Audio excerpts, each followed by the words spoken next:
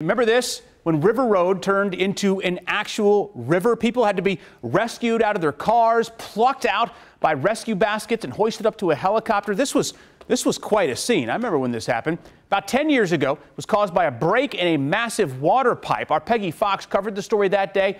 And tonight she's got the very latest on what's been done to prevent a replay of that insane flooding.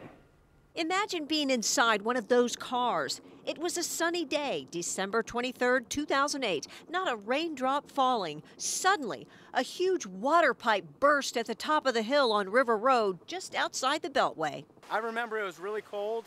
Captain Eddie Russell with Montgomery County Fire and Rescue was part of the swiftwater rescue crews that helped get the people into helicopter rescue baskets. They were scared, fearful for their lives to get into the U.S. Coast Guard basket. Nobody driving in a vehicle ever expects to exit their vehicle via the Coast Guard basket.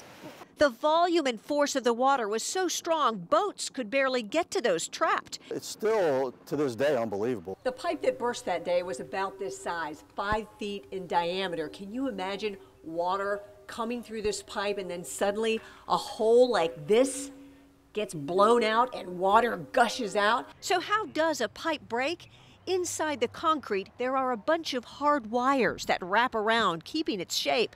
But those wires can break. A one wire break is not a big deal, but when you have tens of wires breaking or even 100 wires break, the pipe is vulnerable to a failure. That's exactly what happened on River Road. But WSSC has installed a pipe protection system. This is an example of the acoustic fiber optics. It's installed in the pipes. That bunch of acoustic fiber optics float in the water inside the pipe. They hear tiny breaks in those hard wires that wrap around the pipes and send out alerts. It's allowed us to be extremely proactive. WSSC says the technology has alerted them 20 times to major breaks over the past 10 years, preventing any repeat of this. In Bethesda, Peggy Fox, WUSA 9. WSSC says it now has the longest acoustic fiber optic pipe protection system in the country. It's 102 miles long.